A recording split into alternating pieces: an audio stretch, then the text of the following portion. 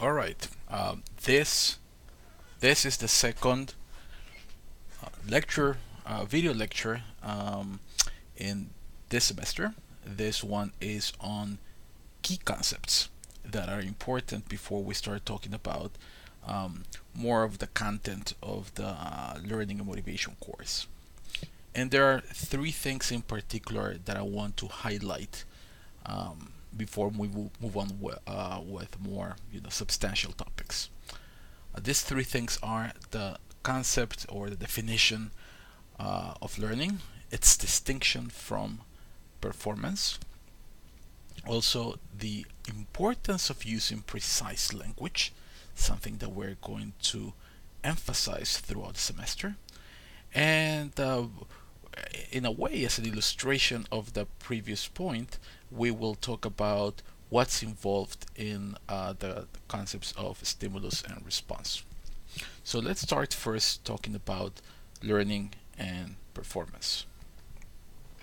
Okay, so um, one way of approaching this definition, you may look at the definition of learning in any learning textbook. They will tell you something along the lines of that it's a relatively long-term change in a long-lasting change in behavior, that it's due to some kind of experience. You can always find, exceptions to the definition. So probably that may not be the best way for us to approach the problem of what learning is. Maybe I'm going to try an alternative approach. The alternative approach is to define learning on the basis of instances, of examples. So think about for a second about something that you might have learned. Right? Think of something that you might have learned. I'm going to give you now a few other examples of things that, or situations in which we use the verb to learn.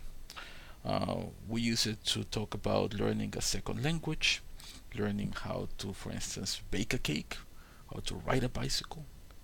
We learn also that the capital of France is Paris. Thorndike's cat, if you recall from the previous video lecture, learned to escape from a cage. And Lloyd Morgan's dog learned to open a fence, the door of a fence. You may also learn that a particular food tastes bad or makes you ill, something that you learn. In all these cases, of course, there's an experience involved. You learn something, or you come to know something, or an organism comes to know something that it didn't know before because it was exposed to some stimuli, it's exposed to some sort of experience. And this knowledge is expressed in the capacity to produce some behavior. So this is important. So let me highlight it. Learning is some sort of capacity or ability to do something.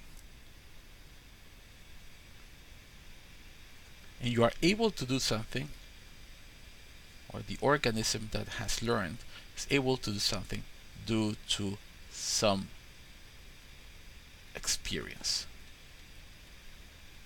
You can think of situations where you are able to do something and it's not due to experience. For instance, you may be able to reach, or you may be able to jump and reach much higher than when you were 5 years old. That's not something that you can do because of experience, but mostly because of maturation. Or and so in many cases you may be unable to do something not because of some kind of experience, but because your sensory motor system is not capable of doing it. If you, for some reason, lost a sense of taste, you may not be able to report the particular taste of a food. But that's not because you learned something or you unlearned something, but that's mostly because you had the integrity of your sensory motor capacity has been compromised.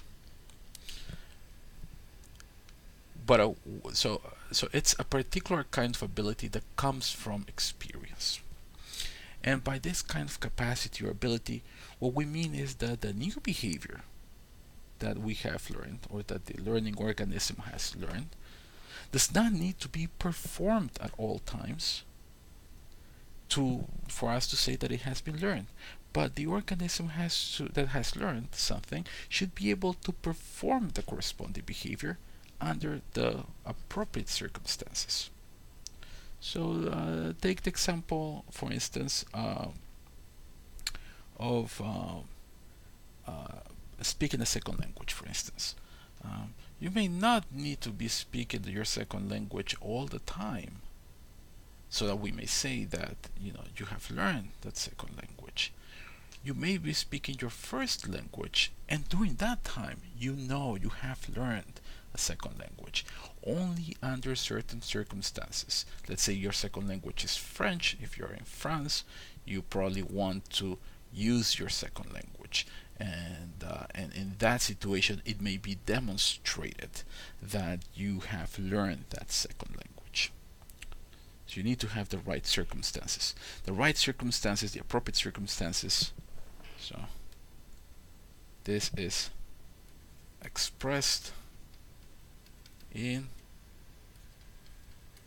appropriate circumstances or situations.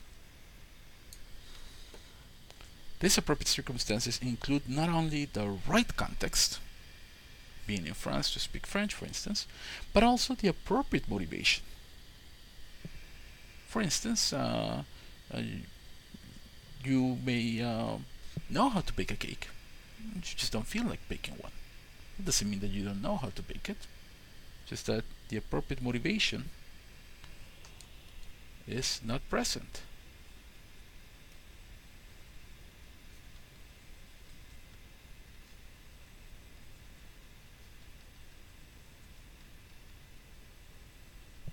Keep in mind, the name of this course is Learning and Motivation.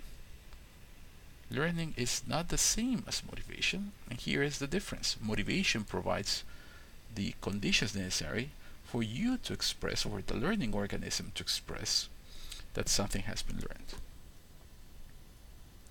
This is the key distinction between learning and performance.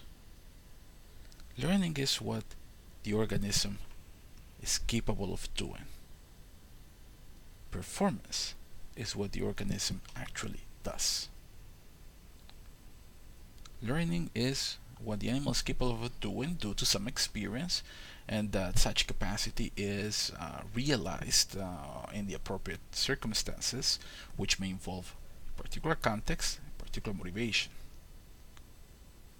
Actually doing that, the actual realization of that capacity, is what we call performance. And this is a very, very important distinction.